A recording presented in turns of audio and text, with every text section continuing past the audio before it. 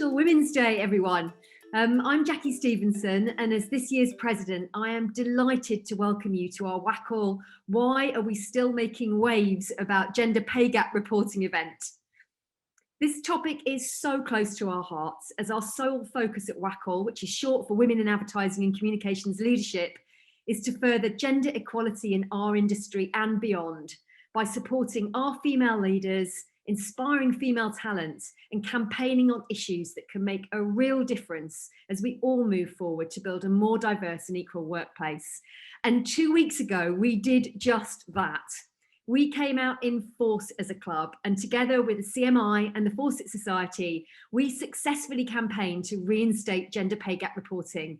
And we hope for the government to start mandatory ethnicity and disability pay gap reporting before the year end. Now listen, we know that pay gap reporting isn't a silver bullet. And if you report, you're really only on the start of your journey. But that journey is such an important one.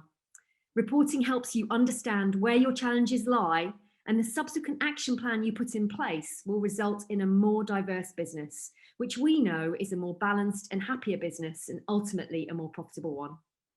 So that's really what we want to focus on today. Why we should embrace and not fear reporting, and the practical actions we can all take and plans we can put in place that our panelists have found transformative.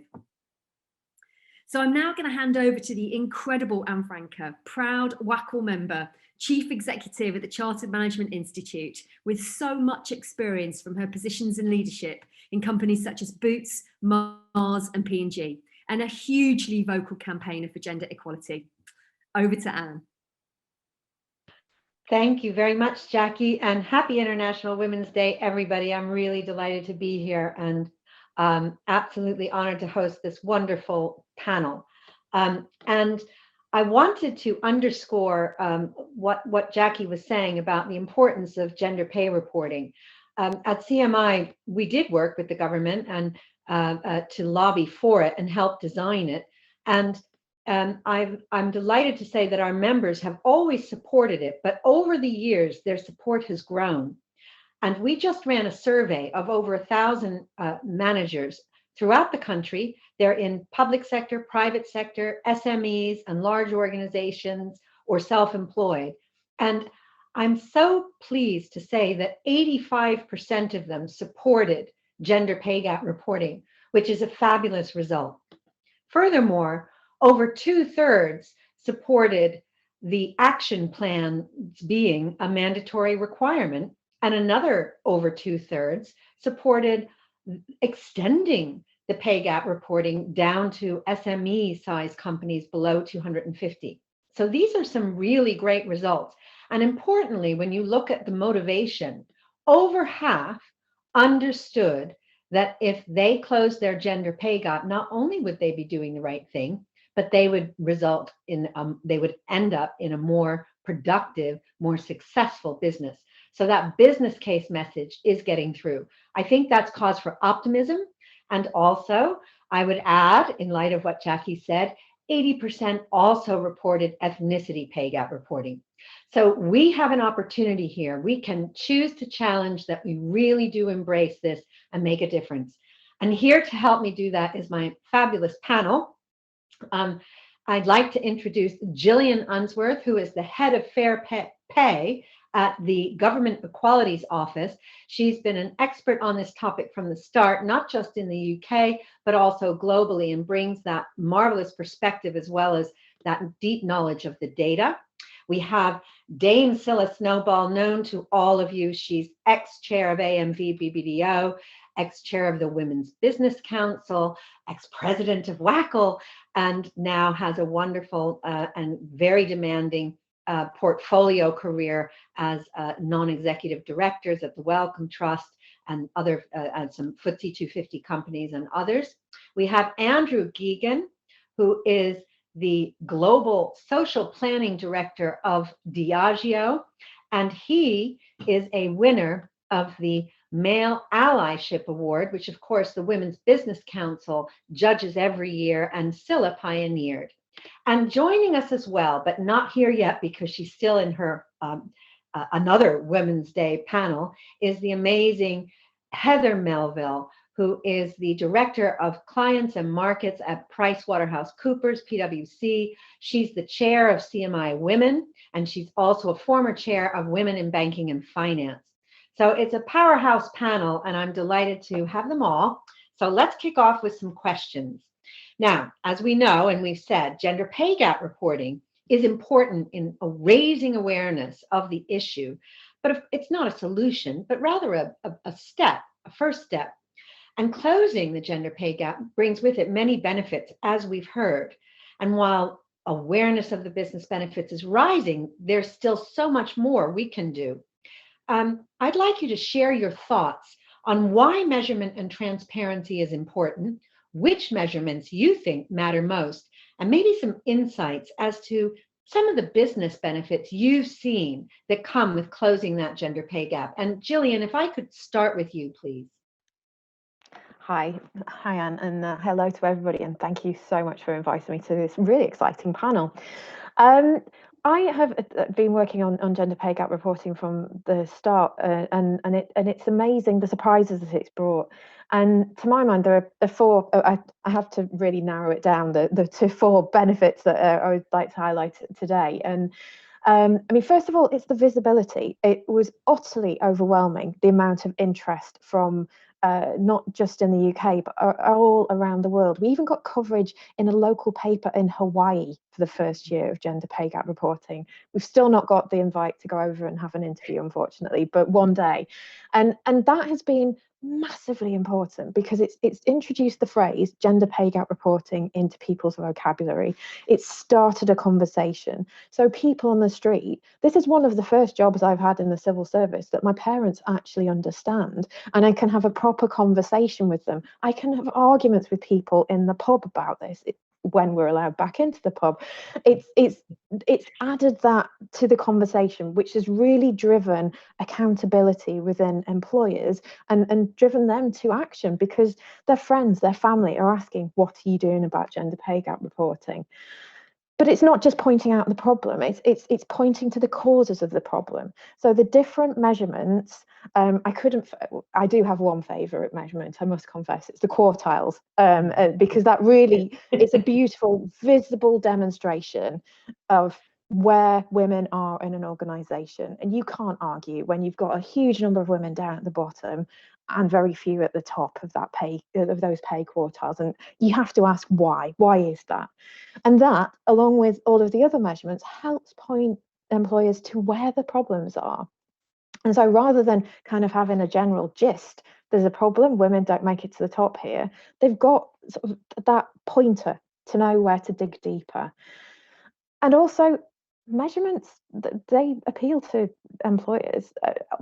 All business is used to reporting, following progress, monitoring progress. So giving them a measure, giving them a baseline helps. It gives something to build on and something to improve on. And plus, one of the big things, one of the big drivers that we've seen is it creates that competition. So in the first year, there was a big game of chicken where different industries would wait for a big player to report their gender pay gap. So for instance, in retail, John Lewis reported, and then like dominoes, boom, boom, boom, boom, boom, we had House of Fraser, we had Marks and Spencer's, all of the big retailers reporting straight off them. And that's great because they were all vying for who got the better results and who could sell their results the best. And then finding one of the slightly more granular areas of interest, which was a bit more of a surprise to me, is the importance of senior level accountability. So every gender pay gap report has got the name of a senior executive on it, and they are the person who's accountable. They were the person who was contacted by the Dispatch's documentary when they were looking at companies that had got incredibly high gender pay gaps in the first year and saying, what are you doing about it? So there's a very personal feeling of responsibility. And one of the really positive things that I've found off the back of that is that people who've been working in HR and in diversity and inclusion for years have finally got a foot into the boardroom door as a result of that. They've got to go in and say, this is what we're doing on the gender pay gap report, but they can also fit other areas of diversity and inclusion into the boardroom and into the agenda as well. So it's not just having an impact on gender pay gap reporting, but on wider diversity and inclusion elements as well. So yes, those are my 4, and I will stop there because I could go on for the rest of the hour. Well, that's an amazing and very insightful answer. Thank you, Gillian. Scilla, you have a great perspective on this too. Why don't you share your thoughts with us? Thanks, Anne, and happy International Women's Day, everybody. You asked what the benefits are, and the benefit of doing this is growth. The diversity dividend is the key to unlocking economic growth. McKinsey have quantified it at around 21% profit uplift in companies with diverse leadership. And boy, we need that at the moment, as well as the other benefits of better culture, better engagement, and better retention of senior women. In most companies, the killer measurement, as Gillian just said, is the number of women at the top of organisations. And in most companies in the UK, there is a gender pay gap because there aren't enough women at the top, and not just at the very top, but in the top 25% of the company's pay grade. So that's really the most important measurement. And once you've got that, as Gillian says, you can pinpoint where the problem is, in which department, and what you have to do, how quickly to solve it.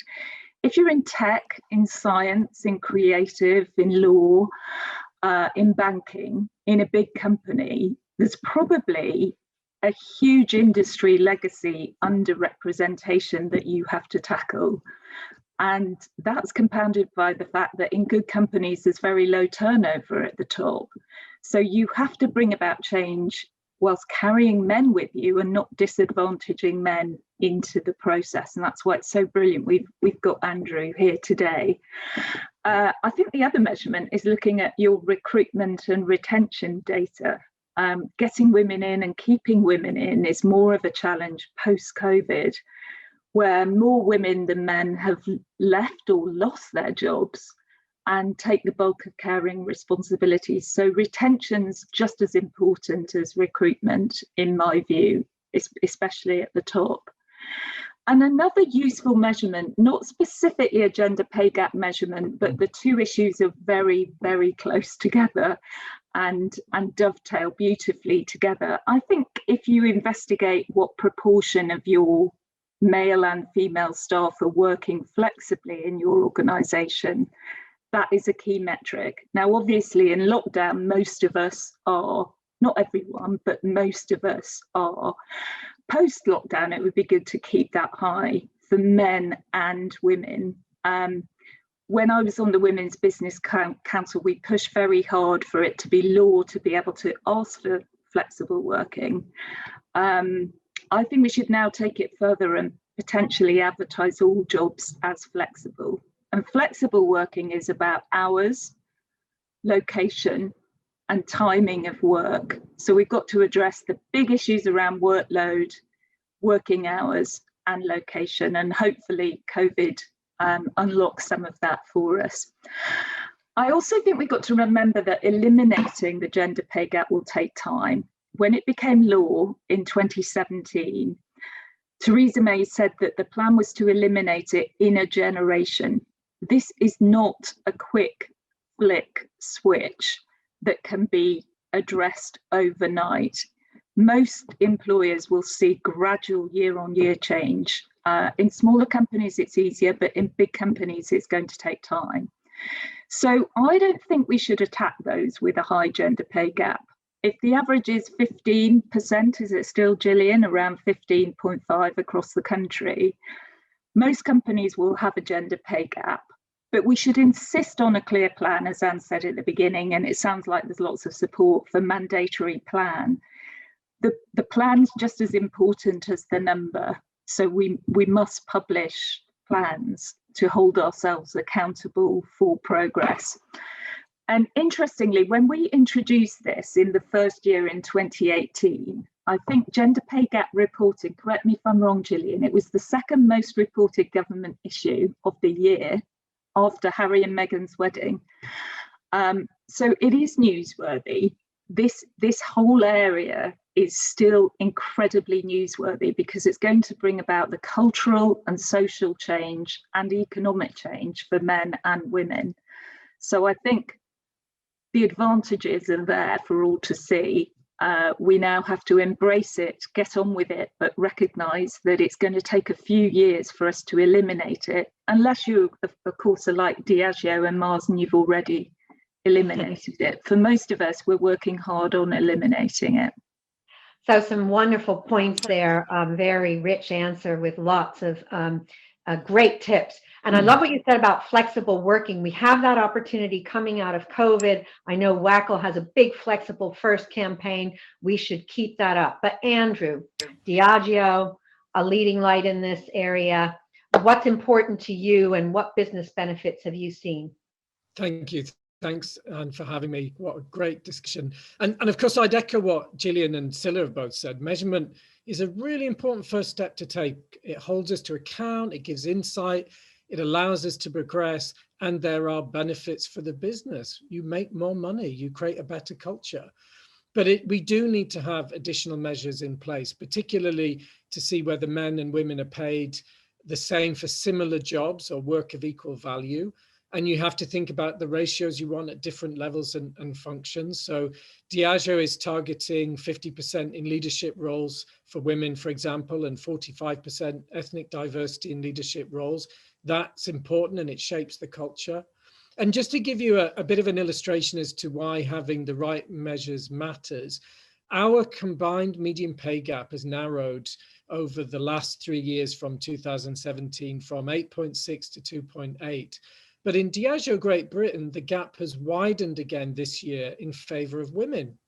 So does that mean that we can stop thinking about this issue? Because on average, women are being paid more. And of course, the answer is no, because when we look deeper at that part of our business, we can see the makeup of the different roles we have across Great Britain is really different. And they represent all of our different functions, including roles in our distilleries, which might be more traditionally carried out by men because they can be more physical in nature. So for us, we've put plans in place to challenge some of the stereotypes and create opportunities, particularly for roles such as coopers, who are the people who make our barrels, which are more likely to be filled by men. And of course, it's not just physically demanding roles, but we're also looking at encouraging women into careers in STEM. So, science, technology, engineering, and manufacturing, and doing that with our early career programs, apprenticeships, university scholarships. Gender equal pay is just one measure, I think, of an inclusive workplace. And we, like all businesses, have to dedicate ourselves to creating the culture in which everybody is welcomed and can really thrive. So some excellent points there. And I love your point about making sure that you encourage women into these traditionally male-dominated roles in distilling and look at that as an aspect of gender equality as well. Super insightful. Heather, I know you've just joined us. We're talking about what are the measurements that matter? Why does measurement matter? And what business benefits have you seen from this? Good afternoon, everybody. This has been such an amazing International Women's Day, because there's the one day we're going to talk about everything to do around inclusion focused on women. So the thing for me as well, there's a couple of points here. I'm sure most of this has already been addressed. When you work for an organisation and that organisation is proudly sharing what its gender pay gap is, actually you start feeling something's going to get done about it, right? And I think that's really important, because companies who don't share and give you all the reasons why they can't, to me, that's not the culture of an organisation you want to work at. We totally understand that men and women's careers change over the years.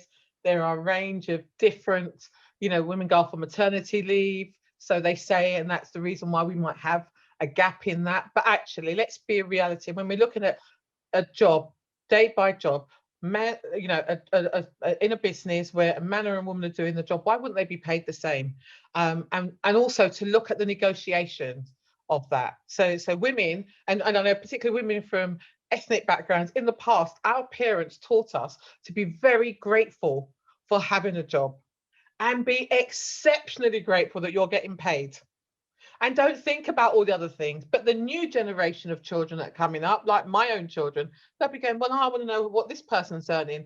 And they will have those conversations, and they will make sure that it's transparent. And what I also see is young men coming from university cannot understand why their female colleague, where they've trained at the same time, working at the same organization, they want to ask questions about why they're not being paid the same.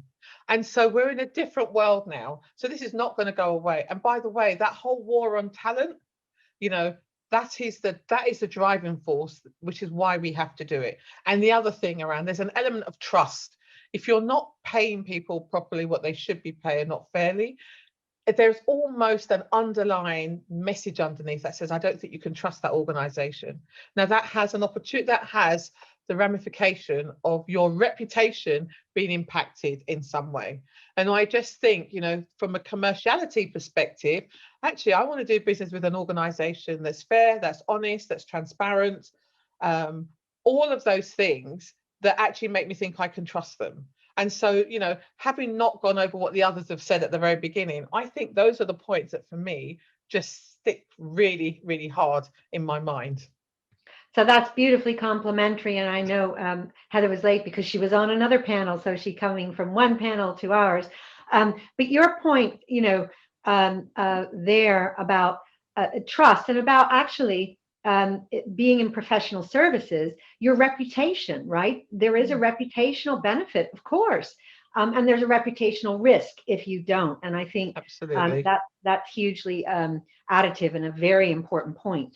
But can I add something else very quickly, Anne? I think we also need to teach young girls in universities, schools, or whatever, to actually know how to negotiate their worth.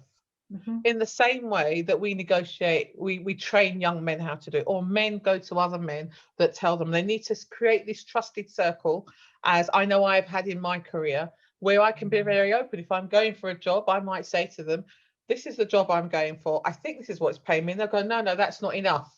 Or actually find out what you need to have those conversations where the British way is don't talk about your salary at all. So that's another reason why we don't know what A is getting paid. And actually, it's not until you get into an organization and you realize, actually, I should have asked for more, because once you're there, you're never going to change it that quickly. And that creates a lot of the imbalance that's happening. And I'm seeing in our own organization, we're very clear about when we're employing you to do a job, we're employing you to do the job. The job has the salary around it.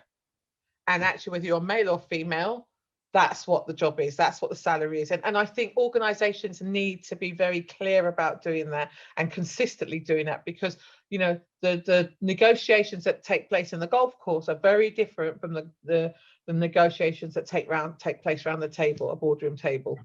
So more great points. And actually, I know that companies such as LinkedIn do use salary bands, transparent salary bands, to get at what you're saying. And the founder of the Female Lead, many of you will know that social site, Edwina Dunn, just did a fabulous piece of research called The Entitlement Trap, which gets at exactly Heather's point about women need to know their worth and feel entitled to be paid it. Which leads me to my second question, and I am going to start this one with you, Heather. So give us a couple of examples, I know you've got them, of best practices that organizations you've seen take to close their gender pay gap, and tell us how they got traction to work. Wow. So there are a couple of things there. There are one around the whole recruitment process, and be very clear and open and transparent about that. This is what the salary is, this is what the job is. And actually, when you're paying for someone's experience that, you know, coming outside of an organization, I think you also need to be transparent about what that is as well. Quite often, if someone's leaving a job they've been for a long time, then, you know, there's all the other stuff that goes with it that you need to make sure that's in place. I think the other thing for me is really having those measurements and sharing the data. Data is so important, right? You can't do anything without data. And actually, if you've got the data and you can bring that data to the discussion, it's a much more productive conversation. So that whole thing for me is actually, if you want to recruit some people into your business, get the data of what we pay our women. I mean, one of the things I've seen in PwC, and I think it's a really brilliant thing, is when we look at the end of year performance and the impact here, we are very clear that we want to be transparent and see the mix of women, what their impact here is, because your impact here determines what you're going to get paid, bonus and your pay. People from ethnic backgrounds. So it's making sure that you are looking at like for like when you're giving someone's, impact here, end of year bonus and all that stuff. And that requires time, skill, and great leadership, right? Inclusive leadership. So if you haven't got inclusive leadership around that table, you're going to have a problem. You need somebody that really understands. Actually, if we want to be better at this, and we want to make sure that everybody's being treated fairly, we need to have this conversation around the table very open and honestly. So I think that's important. Data and those conversations, and leading from the top with those difficult conversations. Great, and making sure that leadership is inclusive. Now, Andrew, you were talking about some of the achievements that from Diageo in this area. So share with us what you've seen work best. Yeah, so, I mean, there's so many interesting things, and most of them are really practical and actionable. I mean, one couple of things we've done. So if you look at the data around the world, women's earnings typically keep pace with their male counterparts until they go and have their first child. And so one of the things we did was to really disrupt how we thought about life stage by introducing family leave policy about 2 years ago. And that means anybody who has a parent, regardless of whether it's biological, via surrogacy or adopt, whether they are gay or straight, is entitled to a full year, and 26 of those weeks are fully paid for all employees. And of course, this is a big investment for the business and a commitment. It requires us to be proactive in managing and covering the absences to enable work to continue as normal for other people.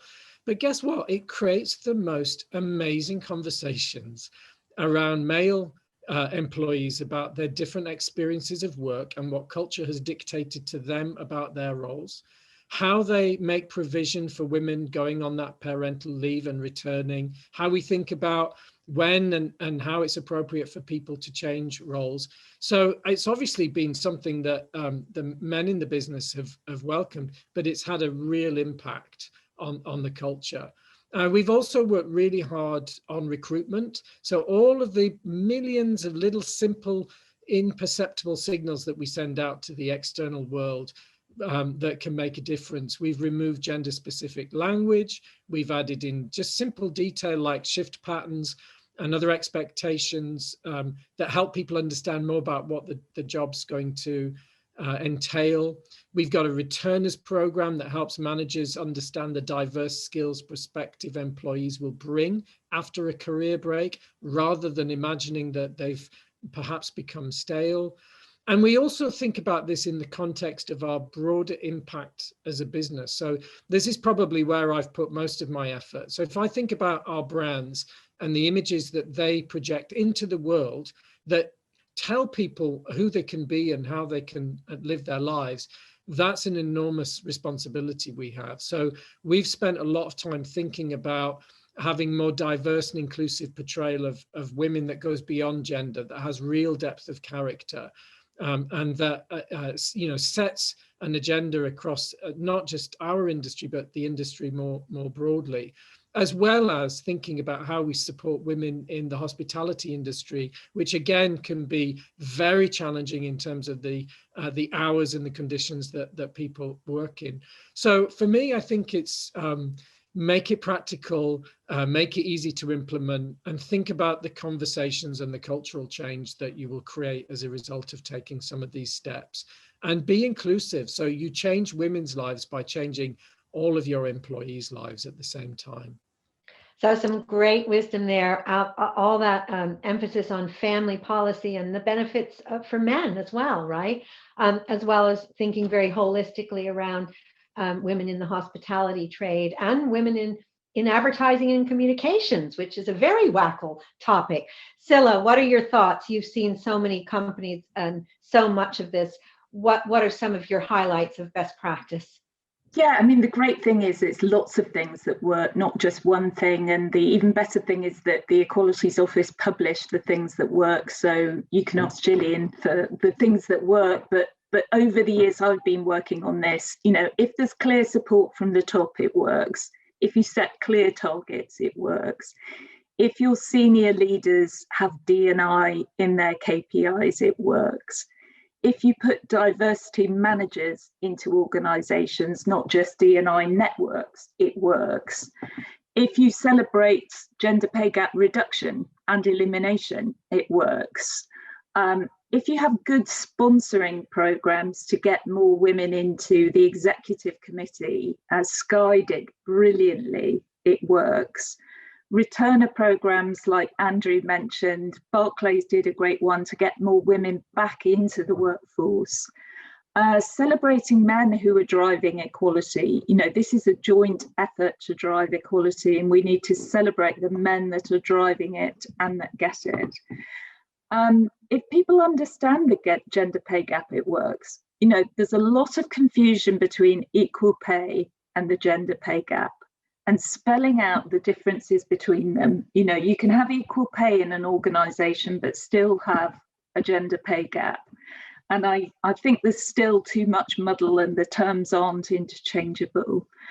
I think we need to see evidence of men taking paternity leave, taking shared parental leave, working flexibly. That will be the cultural change that will enable greater equality.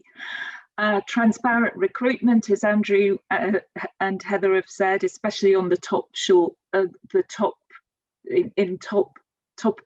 jobs within an organisation, balanced shortlist, balanced panels evaluating the talent, transparency, as Heather said, understanding the impact of every single departure and hire on gender pay gap.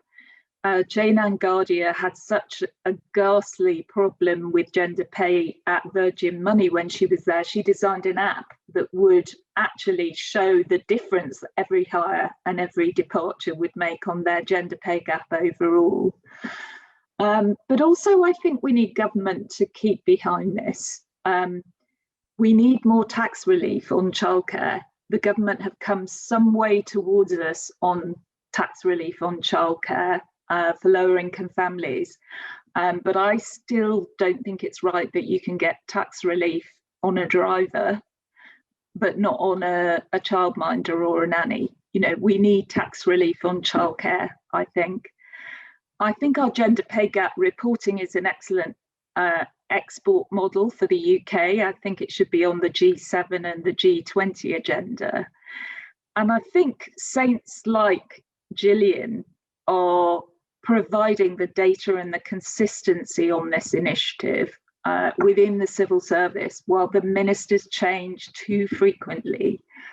It was ever thus, but I was chair of the Women's Business Council for 3 years, and in that time I had 5 different secretaries of state for women, and they're all in the background now. And you know, somebody needs to take this and own this, particularly post-COVID. And women need to be seen to be at the centre of policy. We can't have gender pay gap reporting in isolation. We have to have women as central to economic growth. So I think all those things, apart from the challenges to government, all those things are shareable, and companies can share best practice and also share the things that don't work. And Gillian's got all that information at her fingertips, which she's probably going to tell us about now. Well, there's a lot in there. And one of the things that I think is particularly important that you've touched on is leadership from the top is important, but you can make a difference in your area. So, you know, Jane Angardia designed an app, but actually you don't need an app in your team. You can look in your team and you can figure out how many, you know, men and women and how many people of diverse ethnicity do I have in my department or my function or my team. Yeah. And you can do something about it. So Yeah. I think that's a really important point. And of course, so much richness in there. Completely agree with the policy point. More insight into these issues in government, probably a good thing. But Gillian, please share with us your wealth of expertise and knowledge, what works and maybe what doesn't. And maybe what government has planned, if you can share. Why not? Well, I will resist the temptation to say what we might have planned just at the moment. But what I mean, I absolutely say yes to so much of what everybody was saying. I've given up trying to note down that yes, yes, yes, that I was putting after so many of the practical steps. And we do have evidence-based actions for employers that we're very happy to share. I will not go through them, but one of the things that I know Scilla was alluding to was around unconscious bias training. You might have noticed just before Christmas, we made the announcement, which if anybody has ever seen me talk before, will not be a shock, that unconscious bias training, if it's a mandatory requirement in companies, not only can have limited effect, it can also have a detrimental effect, and actually it can be reinforcing of people's biases. So everything has to be deployed very carefully. And I've had a lot of companies that have come back and said, but no, we've got a really good unconscious bias training plan. And when they set that out, it works for them, and it's because they've tailored it to the needs of their company. And that, if there's one takeaway that I'd like people to take with them from this session, I think is the most important thing. It's knowing your workforce. So using gender pay gap reporting as a starting point, doing that job of working out where the problems are and really drilling down. I know Scilla has definitely mentioned some more data points that you can look at in your company. Look at what that data tells you, and then picking up on sort of what Heather was saying around that experience of the leadership and the conversations with leadership. Also, I think it's really helpful. Some of the most impressive stories that I've heard around companies that go and talk to their staff. So Barclays, for instance, noticed, I think it's a given, we all know that flexible working is good for a workforce. It's not just good for women, it's good for a workforce in general, and there's lots of evidence to demonstrate that. But in Barclays, they realised that there was the vast majority of people who were taking up flexible working were women. So they wanted to know why that was, and through going through their staff networks, they got a very clear answer. It's because flexible working is seen as a woman's thing, and there's that implicit understanding that if you maybe finish at a set time, or if you don't work Fridays, all of that unpaid overtime that we know, the evidence shows that if you work in the sort of condensed hours pattern, for instance, so you are more likely to do more pro rata overtime, unpaid overtime than your colleagues. And despite all of that, it's just, there's this kind of message that says, oh, they don't work Fridays, therefore they've taken a step back in their career. And this is, Barclays had realised that this was the crux of how they were going to break down this implicit "it's a woman's thing" idea. So they went back to the staff networks and said, well, how do we fix this? And basically said, we can't change flexible working. Just go flexible working equals women's thing, and not just women's thing, but a parental thing as well. Because there was people who were sort of younger women who'd not got kids who still felt that they couldn't ask for flexible working because it was for people with children. So they rebranded it. And they went to the staff network to come up with a different title and rebranded it dynamic working, which made it sound exciting and something that people wanted to do, and sold it and said, right, this is our package. This is what you can do in Barclays. There are so many opportunities, and set it out as a benefit to individuals, but also in their career development and therefore the company as well. So more people were taking up the offer to go off and do study, to go out and do other development opportunities, as well as being able to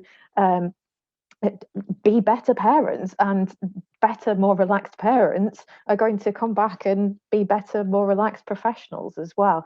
And they saw a real uplift in the volume of people taking flexible working.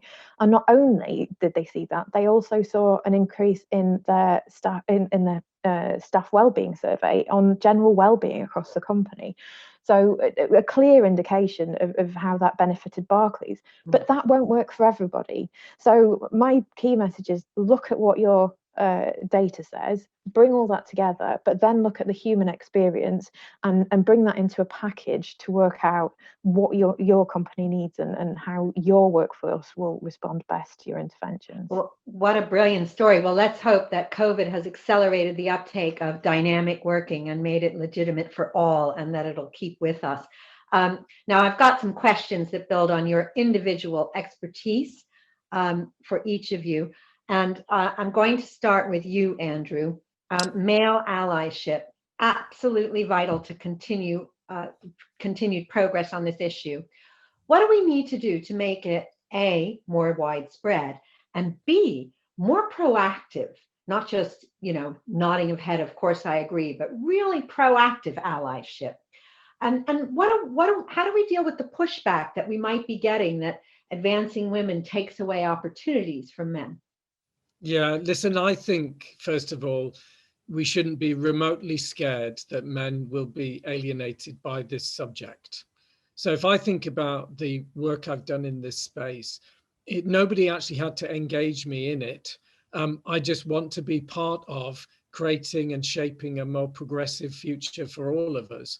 And there's enough opportunity for everyone in the world. And I think the vast majority of people want a fairer and more equitable world for themselves, their families, and their broader communities. And let's remind ourselves that that's what this is about when it's managed well. It creates a more progressive world and a work environment which benefits men and women and gives a more progressive experience of work. And, I've experienced this at Diageo as our executive committee and leaders have changed over the last decade. I feel like I can bring more of my whole self into work.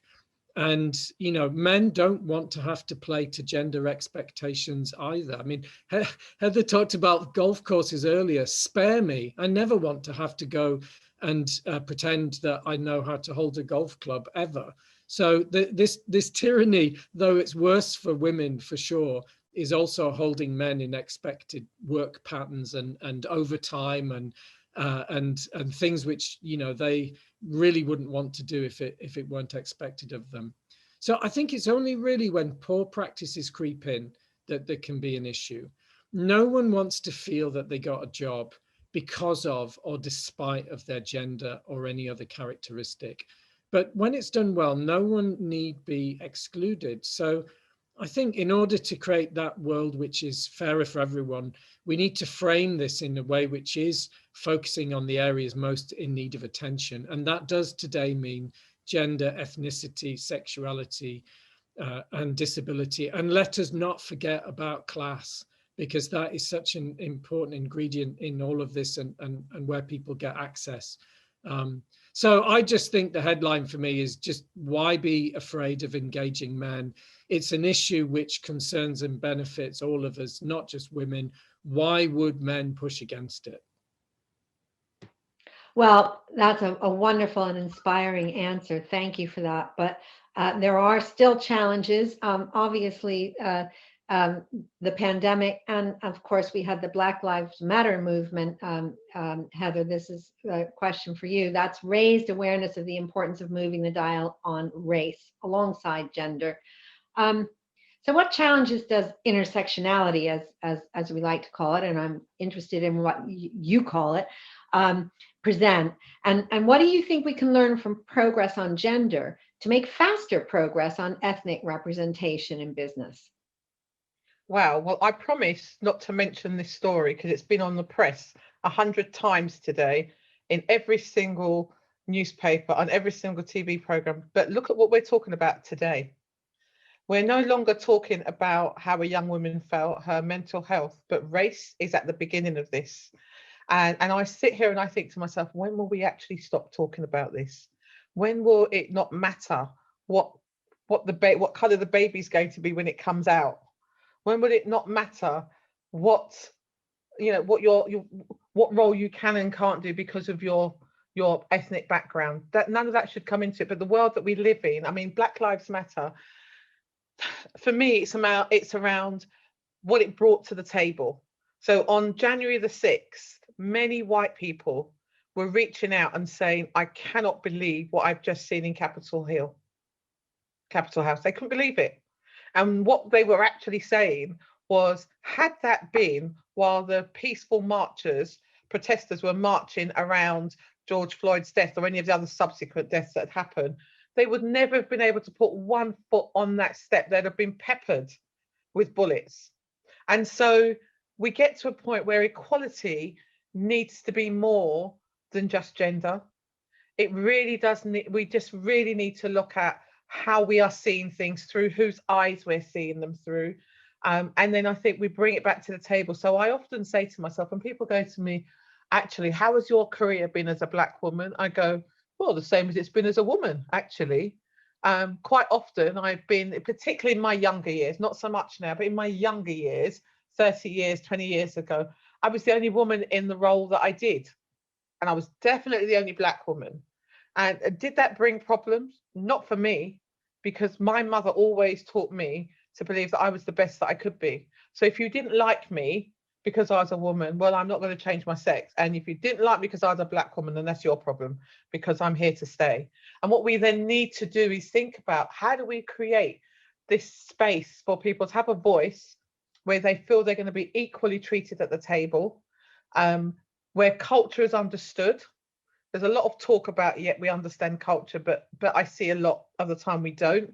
You know, I've seen situations where there's a young Bangladeshi or a young Asian woman that sat at the table, and because their culture is that they should speak when they've been given permission to speak, people have made the assumption they don't know what to say. Equally, you'll see I'm talking with my hands. I'm a very passionate woman. I care about what I say.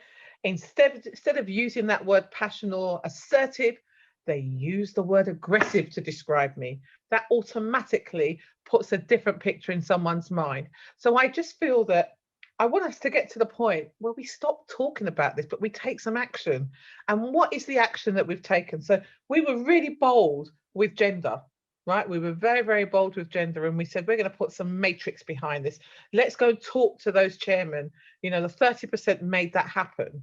I often question, in that 30% club, why didn't we include Black women in there? Because we are women, right? And we needed to be there, and they're doing that work now. But actually, the same way, there's talent out there. I see talent in so many different places. I have, you know, people that call me and say to me, Heather, we're looking for this person. I connect them with a headhunter, off they go. But we also need to hold the headhunters to ransom as well, because they go back and say, I don't know where to find any more women, and I definitely don't know where to find any Black women. And I go, where the hell are they looking? Where are they looking? Because, you know, if you look in the same places with the same population, you're going to get the same results. If you're creative, if you go on LinkedIn, as a lot of organizations are doing now, you know, you're looking for skills, you're looking for someone with the right background, not ethnic background, the right skills to do the job, you're going to get a greater amount of people apply. And so for me, it's around that culture in the organization, because there's no point getting them into the organization if the culture's not right, because they'll just leave. Just like all these fabulous women that could not have, that come back from returners and gone into some organizations that are very toxic and haven't stayed, because the same issues that were there before they went on maternity leave or a period of leave are still there. They're just buttered up in a much more smarter way. So we really do need to lead from the top. I think it was Julian that said, at the top, accountability, data. I feel also reputational risk is so important, right? We're having these conversations right now about how people choose to do business with people. You want to do business with people who are honest, transparent, who are going to share the data, who you can look around, and I can see someone like me at some point having secured a great job, or actually having had their career take them on a journey, because then I think it's possible for me. But if I don't see a me, and the younger people don't ever see a me, why would they go there? And the last point I want to make is, we have so many talented women and talented people with from different ethnic backgrounds that go and set up these amazing businesses. And I say to myself, they set these businesses up and then they go and sell them off to a business that didn't hire them before. And I think there is karma's there, right? because you've shown what your skills are, you've shown what you're capable of doing. So actually, COVID now means we're all in the same place. There's no secret places to go off and have a conversation with. You can have a telephone conversation with them, but you can't go and meet them around the corner and have a conversation and then prep you up for the job that's coming. We're all going to be looking the same on these screens. And actually, the conversations that need to happen with talented women, talented men, young men, because the ageism comes into it as well. When you start looking at the younger population, quite often you hear people say, well, they haven't got the years of experience. Actually, they may not have the years of experience, but what they do have is experience. And we need to hold on to that. What we then need to hold on to is the rich conversations that come from people who come from a very different and diverse background. I happen to sit on the board for Seeing My Race, and I can't tell you how amazing it is, because that board is full of so many different people of different ethnic backgrounds who are so passionate about change, that challenge our chair in so many ways for us to make change, make stuff happen, men and women. And I look at that every time and I think, look at how diverse this panel is. And if we had a lot more boards that were diverse, you would have that passion come through, you would have those ideas come through, you would have that empowerment come through, because they can see someone else that's like that. And I think for me, it's all of those things. So it isn't just a quick, let's quickly just do a quick measurement and then put an initiative in there and hope that it works. We've got to measure it. We've got to talk to people. We need to understand why people leave organisations. If there is a problem in an organisation, let's tackle that problem. Let's not put it under the carpet and pretend it doesn't exist. So I feel that the whole piece around ethnicity needs to be treated in the same way that we treated gender. We need the government to take this seriously. We need the measurements in organisations. And I'm fed up of people saying, well, we don't have the stats. Well, plug for PwC, we've got a fantastic team that work on data. You can speak to them. But if not, you can use your eyes. Your eyes don't lie. You can't unsee what you've seen. And when you look around your organisation, you can see, if you can see anybody that's different to you around those boardroom tables that you see, when you look in the annual reports, when you look at the press briefings and all those things, if you're an employee of an organisation, you can ask that question. What are we doing about? And so that's my driving force. And my final point is, last year on May the 25th, we witnessed a man losing his life because of the colour of his skin. That is not the first time. It won't be the last. But it is definitely the first time we have had a reaction around the whole world to create change. So we should all be using this as an opportunity to create change, connecting with the networks. They are an amazing resource in organisations. I know, because I work with some amazing people in our networks that are really the force for change. Work with them, listen to them, talk to our clients. What are our clients saying? Look at some of those bids that we haven't won. Understand why we haven't won them, and also understand why we did win them. When we're doing great things like what you have described, Andrew, at Diageo, actually that makes us a company that people want to do business with. So I hope I've given you enough of a steer there, Anne. Yeah, well, you certainly have, and with such passion, it's really incredible. So thank you, Heather. So you mentioned boards, and Scilla, you're on a lot. And the 50% increase in the amount of women on boards voluntarily in the UK, big bravo. Not enough progress in the pipeline, as we know. How can boards accelerate progress in the pipeline? Yeah, thanks, Anne. Well, we're not done on boards yet. I think we've made huge progress, but there's still way more progress to go. I know one of the boards I joined, I was the first woman on that board, and now there are 4 of us 5 years later. So there's still plenty of room to go on boards, but certainly Hampton Alexander identified 5 years ago that executive committee and the level below executive committee was where they needed to focus. And they've done a lot of work on getting that information voluntarily from companies, so we have the database, and then keeping them in. We identified it back in 2017. We did this report for the Women's Business Council called The Pipeline Effect. And basically it was about, why are we getting more women than men into recruitment of jobs, but they fall away in most industries by the middle? What is pushing them out? And actually we identified 3 issues we've got to look at for EXCO. One was lack of role models, exactly what Heather's just been talking about, in looking around the company and seeing people like them. 2 was more flexible working. And 3 was better line management. You know, the point about why people are leaving, let's not forget the management responsibility to look after the next generation of talent and make sure that the next generation outnumber and outshine us. That is a key part of the job. So again, I think we're feeling the benefit, we're tracking it, we're measuring it. We're really not done yet. We need ethnicity and disability reporting. And a lot of companies have started to do that voluntarily and to set targets. At Welcome, we've said that we want 30% BME at all levels of Welcome by 2025. So, and we've done ethnicity pay reporting. So it's starting to happen. But we've got to be better managers, we've got to have more flexible or dynamic working, and we've got to have many more role models around talking about why this is a good thing. But there's a lot of work to do, and we've got to focus more on the walk than the talk now. We know what to do, we've got to start demonstrating it. Amazing advice, and obviously as CMI, especially your point about line management and the impact of diversity in making us better line managers is so vital. So Gillian, what can government do to accelerate this amazing agenda, and what learnings are you seeing to date from what data you've got so far on COVID, and what insights do you want to share about what you think we need to be doing to accelerate this change?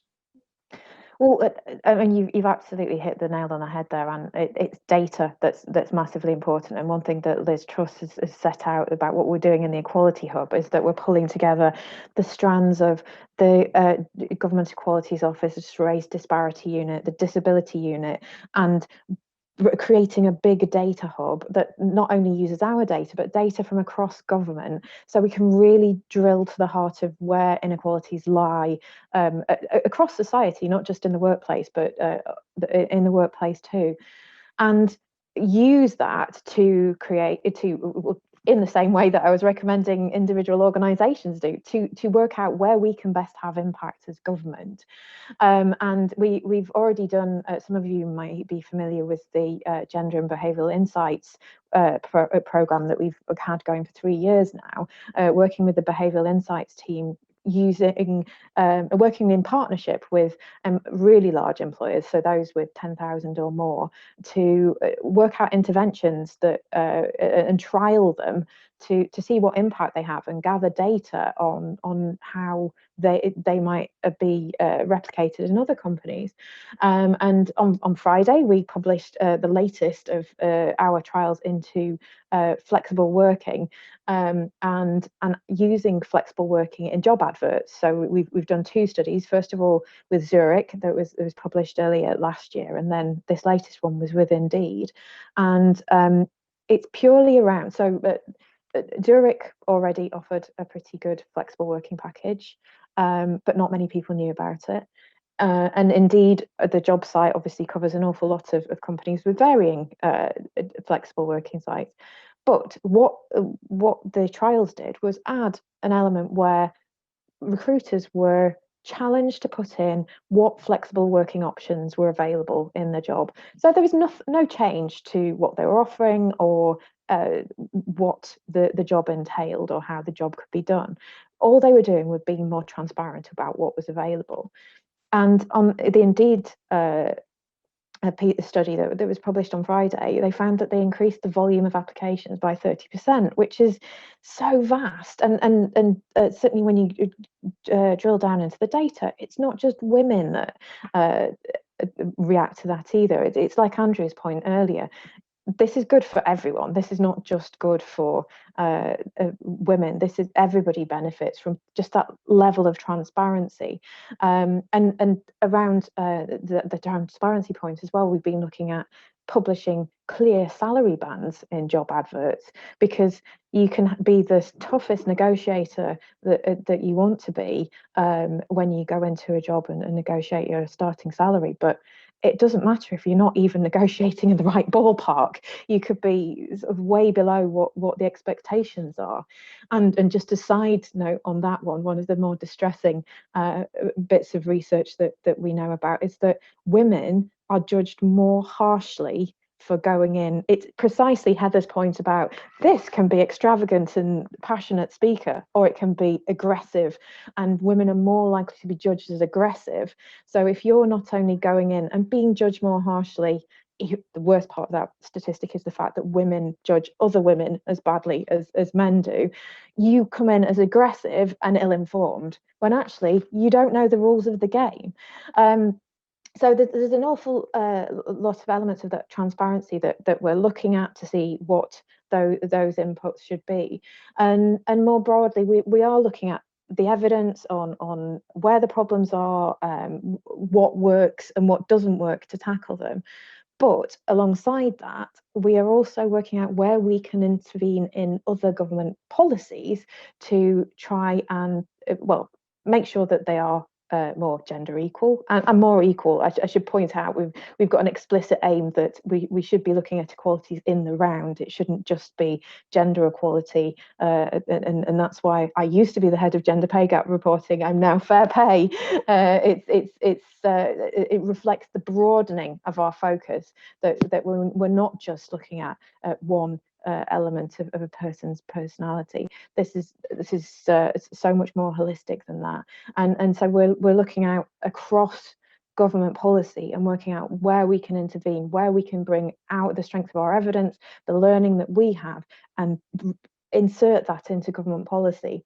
And the pandemic, looping back to what we were talking about on flexible working, the pandemic has definitely shown companies what they can do. And one of the things that Liz Truss has been saying off the back of the study that we published on Friday is that she's urging employers to look at how they can offer more flexible working options, looking at what they've learned from the pandemic, how much more effective. When we were warming up for this meeting, all of us said how much quicker it's been going from one International Women's Day event to the next. We've not been in tube carriages, we've not been grabbing our lunch from whichever Pret we passed. This has been so much. It's been, yeah, I've fitted in another event today, which I never thought I would. So it's taking the benefits from that we've seen from such an agile approach to all of a sudden working remotely, and turning those into longer term policies that will benefit all of the company, as well as bringing about better equality across the workforce. So many optimistic points there, and I completely agree with it. We've learned a lot from COVID, and we need to keep it. And every time I read, as I did hear your research this morning, the 30% uplift, I think it's great. And again, big companies announcing flexible working here to stay. So it can be done, and we should all do it. We should all choose to challenge and do it. Now we have some time for questions, and the first one has come in, and it is from Merope, and she's asking, I'd really like to hear some tactics to negotiate your worth.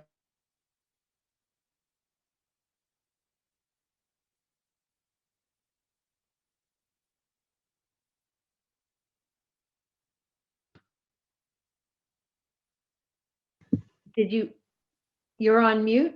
Did you hear my question? No, we didn't hear you. We just I heard. was on mute. Yeah. Sorry. Great question from Merope. I'm going to take that question and put it to you, Heather. She has asked, can you give us some tactics to negotiate your worth? So we'll start with Heather, and then maybe Scilla or Andrew want to chip in. Well, I guess the first thing is, do you understand what you should be paid in the sector that you're working in? That's the starting point. The second thing is to excuse me, is to speak to somebody. As I said, I have a trusted circle, and that trusted circle ranges from a range of professionals, men and women, who tell me what I should be paid, based on what's going on in the market outside. But when I say trusted professionals, it means that you have to give back as well. They need to know they can trust you in the same way. And quite often, a lot of people just ring people when they want something and you never hear from them again. That needs to stop. So that whole thing for me is really about being very clear about what it is that you do. What's the benchmark for what it is that you do? And how good are you at doing what you do? And what's the other thing that you bring along with your skills? Because these days, organizations are looking for strong leaders. They're looking for inclusive leaders. They're looking for people who are doing things outside to help and drive diversity in a different way, but link it back to the business. There's not often a price on that, but it's something different that you bring. So you need to understand what that is. If you're just looking for the benchmark of one person as an accountant, another person as an accountant, well, actually, you'll kind of work out what the salary should be, depending on where they work and how many years they've qualified. So there is a bigger piece around knowing your worth, knowing what it is that you do and do really well, and what other things you do in addition that make you valuable to an organization. Some great tips there.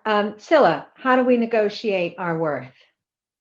Well, I think we have to make the case, do our homework, as Heather says, and then make the case very rationally, very clearly. And usually you're asking for pay and promotion. And you have to make your case and you have to say what you want and why you deserve it. And the answer is often no, but then you can negotiate a time frame in which it may be yes, and you have the option not to take no for an answer. So I think make your case clearly, practice making it, because I think you don't want to be taken advantage of because everyone knows it's awkward. It is awkward, but just do it. Get past that awkwardness and ask for it, and you may be surprised. But certainly don't take the promotion without the pay. Yeah, I think that's a great tip, and women sometimes do that. So two further insights, if I may. Keep an achievement log so you're ready, so you have a running analysis of what you've accomplished. Quantify it where you can, frame it in your objectives. And then the second thing I think is a really nice insight. There's a lady called Edwina Dunn of Dunnhumby. She runs the female lead. She's just done an amazing piece of research called The Entitlement Trap. And I was interviewing her about it. And she said that Oprah Winfrey, in the news a lot, helped her launch the female lead. And so Oprah, she got to know Oprah a little, and she said, Oprah always said, people always ask me why I'm so wealthy, and it's because I've been so underestimated my entire life. And so I have used that to my advantage. So whenever I go in and negotiate a contract, I always say, well, if I get these viewers or that many advertisers or whatever it is on my show, I want that in the contract, and I want to get a piece of equity in the company. And they always said, well, you'll never hit that. And they said, sure. And they put it in the contract. And the rest, as they say, is history. So so there you go. So it's also about be more Oprah, right? Know your worth and get it in the contract. Andrew or Gillian, anything to add to how we negotiate? I think just one thing is to ask your employer to share the data that they have on where you sit within the population of people with similar levels of experience. So we actually share with all employees where they sit on the pay scale relative to the median, and the criteria by which pay is agreed based on experience and so on and so forth. So if you're not working for an organization that is transparent in that way, ask the question. A bit like Scilla says, if you do it with the right intention and with objectivity, the worst that can happen is no. You may find actually you make change happen that makes pay more transparent for all people in the organization. And that's a great objective too. Gillian, anything from the government proven successful on this topic? It's around timing, and it's an extra layer of transparency on the company's perspective, but also knowledge for when you're going out to make that pitch. It's knowing when budgets are agreed. So when a bonus pot has been agreed, it becomes a finite amount. But if you've started making your pitch earlier on in the year, and you know when that bonus pot will be agreed, and you've already made, I mean, it might be an absolutely outlandish one, but if you lodged your need for a bonus at that point, then it gets your pitch in early, and you're more likely to be incorporated in that bonus pot.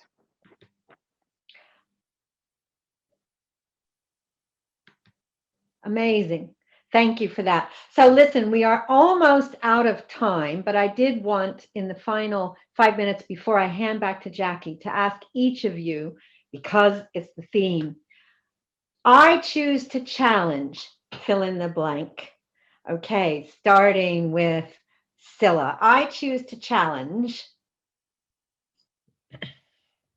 inequality in executive and board leadership in organizations. I choose to challenge inequality. Brilliant. Andrew.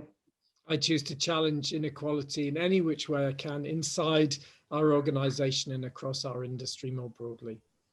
Excellent. Heather? I choose to challenge the microaggressive behavior that stops people from really shining and getting through. I think that's really impossible. That's really important now. Brilliant. And Gillian? I choose to challenge every one of us, but particularly me and my local team, on how we can use the learning from the pandemic to create a much more inclusive and flexible working environment for everyone. And I'm with all of you. I agree with all of you. And I choose to challenge how we can take what we've learned during this pandemic, put it into practice to build back better, more diverse, more inclusive. We'll have a much more productive and happier society if we do. And it's a once in a lifetime chance that we're sitting on. So with that, I thank my brilliant panelists. Thanks to the great audience. And I'm going to hand you back to Jackie. Thank you so much, Anne, and to our incredible panel for your hugely inspiring, but also practical and actionable advice. We are so grateful to you and to everyone who's joined us on this call for your time and your attention on pay gap reporting and achieving gender and all equality. If you'd like to read out more about how WACL members and their allies are challenging the pay gap, and also how you can become a flexible first employer and enable flexible working in all its forms for everyone, please go to wacl.info, where you'll find a wealth of information and downloadable toolkits. So it just remains for me to say thanks on behalf of everyone at WACL to everyone joining, and a very happy International Women's Day.